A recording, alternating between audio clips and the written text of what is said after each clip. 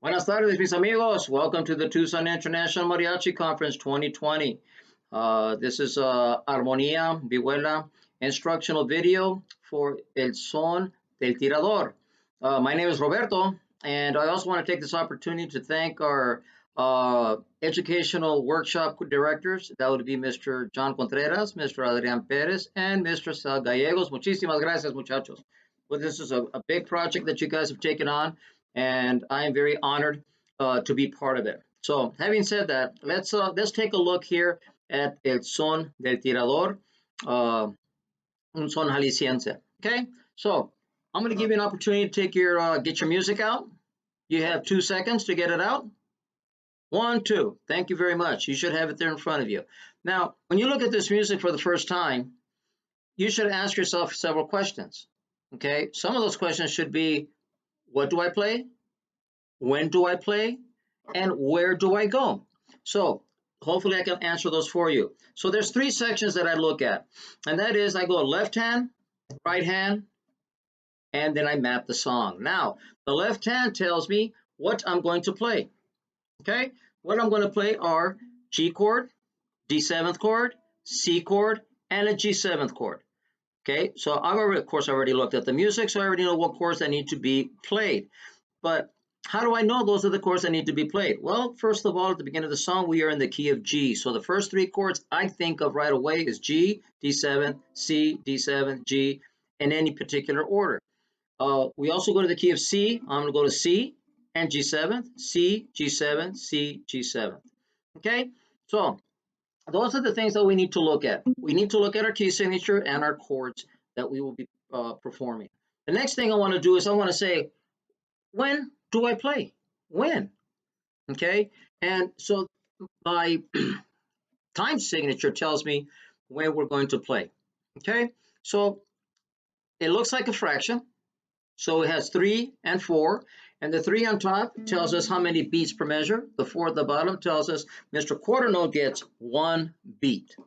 Okay, so 3 beats per measure, quarter note gets 1 beat. That's what the 4 tells us there. Now, we're going to be looking at the song rhythmically, and you're going to find that you have quarter notes, eighth notes, and 16th notes. Now, something very, very, very important. I want you to take a little bit of ownership into your own learning. Okay, we can't show you everything. As a matter of fact, I don't think we want to show you everything, but you need to take ownership of your own learning. We will guide you. So having said that, you need to look up what a quarter note is, what an eighth note is, and what a 16th note is, and how they all fit in together. Okay, we can probably do that in a later video, but at this particular point, let's see how we can do through this particular song. Now, having said that, there are some symbols that we use to find out or to play when we play, and that is that we have a symbol that tells us a down strum. We have a symbol that tells us an up strum. We have a symbol that tells us an accent. Okay. We also have other symbols that will tell us when to play. Okay. We have rests, when not to play, and so forth. Okay. And those are the things that we need to look at this particular song. The other thing is we're going to map it. So let's map it, beginning to end. We start on the second measure, and we play all the way down to the end. But in between, we have repeat signs. So we're going to play all the way through until measure 48, which is section F, repeat back up to measure 9, which is section A, and we do that twice. Okay? Because remember the first time, we go right through. So it'll be the third time, then we go straight through the song all the way to the end. At the end of the song, you're going to find a symbol that kind of looks like a bird's eye. It's a dot with a half a circle. And we call that a fermata. And a fermata is it's a pause. Okay, we break time. Hold on there. Okay, so that means something's happening there. So it could be possibly that the trumpets are coming in, the violins are coming in, or maybe even the singer is going to hold it. We don't know, do we? But in this particular song, we have the trumpets will be coming in. Once you listen to the ending, you'll know exactly what that fermata is holding us for. Okay. Now let's look at the son pattern, the son jalisciense pattern. Very basic pattern. It is broken up into 2 measures. one is 3/4 measure. The second one is a 6/8 measure. I will count 1, 2, 3, 1, 2, 3, 4, 5, 6, 1, 2, 3, 1, 2, 3, 4, 5, 6, 1, 2, 3, 1, 2, 3, 4, 5, 6. Now, I usually start off with a 6/8 pattern. Seems to be probably the most simplest, and that is down, down, up, down, down, up, down, down, up, down, down, up. So it will be percussively, it'll be down, down, up, down, down, up, down, down, up, down, down, up, down, down, up, down, down, up, down, down, up. Then I will start with the next thing I'll do. Of course, we'll go back to the 3/4 pattern, and I'll start off with beat number 3. So beat number 3, we have in that pattern, we have a 3 and. So what I will do is I'll play the down up, then I will play my 6/8 pattern. So I'll play down up, down, down, up, down, down, up, down, up, down, down, up, down, down, up. So I will count it 1, 2, 3, and 1, 2, 3, 4, 5, 6, 1, 2, 3, and 1, 2, 3, 4, 5, 6, 1, 2, 3, and 4. Okay? So that way you can be able to hear the percussiveness. Now, the next thing I will do is I'll go to the number 1 beat. And the number 1 beat is just a quarter note, so it's just one golpe. So it'll be, I'll count it 1, 2, 3, 1, 2, 3, and 1, 2, 3, 4, 5, 6, 1, 2, 3, and 1, 2, 3, 4, 5, 6, 2, 3, and 1, 2, 3, 4, 5, 6. Okay? So now, the next thing I will do is I'll put in beat number 2. And that's where the redoble comes in. We have 16th notes there. And what I'll do is I'll put in the redoble, and I will try to make a good space between the 1 and the 2. Okay? So hopefully it will sound like this. It'll be 1, 2, 3, 1, 2, 3. Yes, 1, 2, 3, 1, 2, 3, 4, 5, 6, 1, 2, 3, 1, 2, 3, 4, 5, 6, 1. Practice that a little bit, especially there at measure 4 and 5. And it should sound something like this. I believe it's a D7th. So we'll take a look at the D7th. So I'll go 1, 2, 3.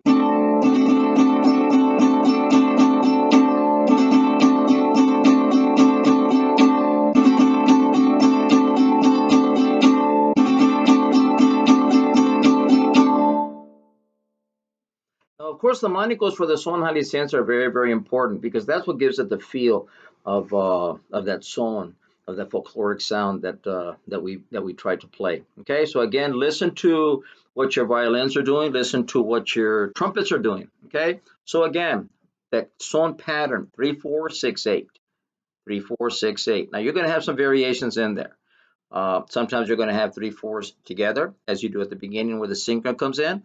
You're also going to have some 6/8s together. Okay, and again, it's kind of a drive. You want to drive it. You want to be able to drive that. Watch your redobles, nice and even.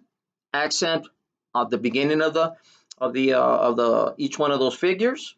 Okay, and the contratiempo is kind of a galloping type, or it could be rather straight. A lot of it depends on what your trumpets are doing. So listen to what your trumpets are doing. Listen to your violins. Okay? Now that we've gone over the son pattern, one of the things I really want to emphasize to you is our up strum. That normally, for vihuela players, guitar players, armonia players, that usually seems to be the weakest strum. So one of the things I'd like to show you is if we go to beat number 3 in the son pattern, that's 1, 2, 3, and. We have a 3 and. That and has to be heard. So very many times I hear a son jalisciense, and I don't hear that and of 3. So one of the things that you can possibly do, one of the exercises, is we can go from D7th to G, G7th, G to D7th, D7th to G, G to D7th, D7th to G. We want to make sure that we can hear that up strum. I'll demonstrate for you, and I'll just do a little bit of a short exercise that you can do. Here we go.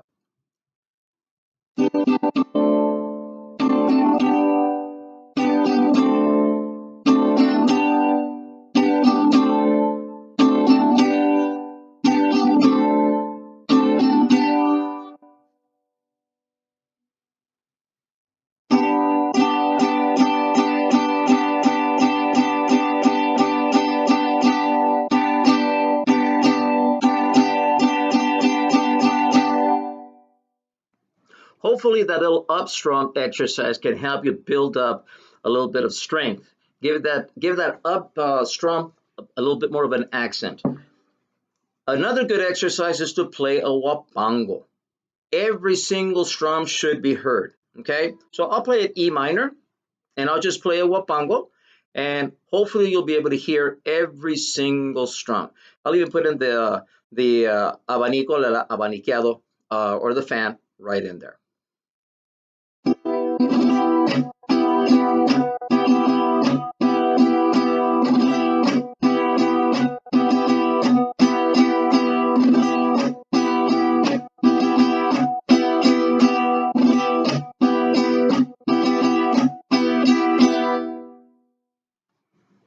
Now let's take a look at section D.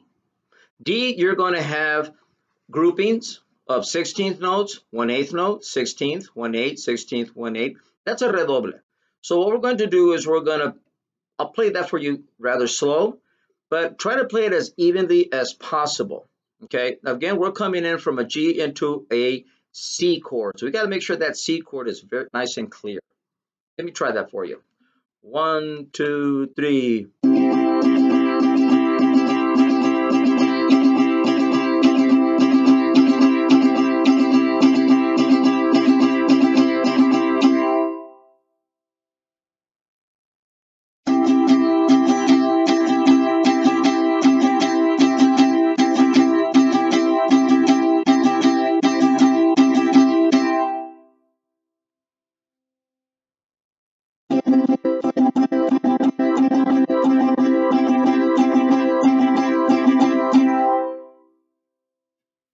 Hopefully, I was able to demonstrate to you that up strum, especially in that redoble. That redoble is going to be very, very key. Okay, so make sure we can hear that up, that second 16th note. It's got to come up, and you got to hear it, and that's the whole idea behind that. The next manico I'd like to show you is the contratiempo. The contratiempo is is a really kind of a cool, it's a cool rhythmic pattern that we play in mariachi, and we play that quite often. Sometimes we call it a caballito, sometimes we like to play it a little bit more even, but more than anything, we want to be able to listen to what the trumpet is playing, what the violins are playing, what the singer is singing, and see how their melody is. Where are they accenting? Are they accenting on the beat, on the offbeat, or in what kind of patterns are they accenting? And that's something that we need to emulate. We need to mimic that. We need to try to play together. We work as an ensemble. So I'm going to play. A couple of the manicos, but I'll do those in just one chord. So I will do G chord. I'll count 1, 2, 3.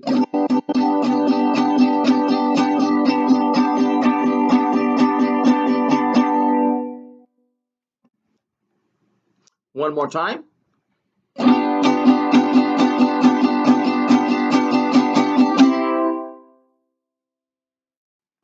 Now I'll do this D7th chord.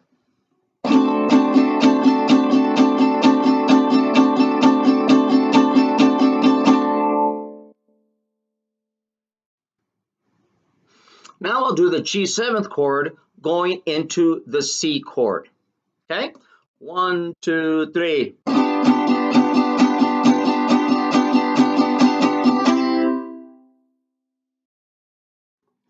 So here's a quick review for you. Okay? So when we approach a new piece of music, a new song, we want to do left hand, right hand, and map it. So everything that pertains to the left hand, key signature and chords, make sure we can play those fairly well, better than fairly well. Make sure they can play those very well and look at the transitions, practice the transitions, G, D7, G, C, G, or excuse me, C to G7, C to G7, and so forth. Now we look at the right hand, look at your time signature, know which note gets one beat, how many beats are to the measure. In this particular case, it's a 3/4. So we have 3 beats to the measure. Mr. Quarter note gets 1 beat.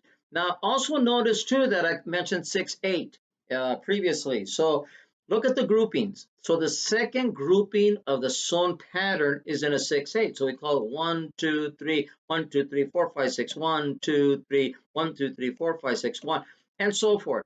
I want you to listen to the guitarrón. So when the guitarrón is playing, he's going to indicate to you whether it's a 6/8 or whether it's a 3/4. Okay, so listen closely. Um, Look at your symbols, down strum, up strum, accents. Where are you going to emphasize? Okay, pay very close attention to, again, your patterns. Learn patterns, and that will help you tremendously. If you learn the patterns and also listen to what the other instrumentation is doing, that will help you out tremendously. Map it. Know your repeat signs. Know how many times you need to go back to repeat signs. Okay, you go back to A. Basically, we go twice because the first time we go through, then we go back. So we go back one time. That's the second time. We go back again. That's the third time. Then we go to the ending. We have the fermata at the end of the song, okay? And we also have our rehearsal markings, A through F, and those are in blocks or in a box, and those help you as students in references when the instructor says, okay, section A, section D, section C, so forth and so forth, so everybody can find their place and get ready to play. All right, mis amigos, I hope you enjoy this. I hope this has been help for you, and we will continue with these videos, and hopefully you will continue to view them and enjoy our conference. Again, thank you very much. Adiós, mis amigos. Take care, and hablamos pronto. Hasta luego.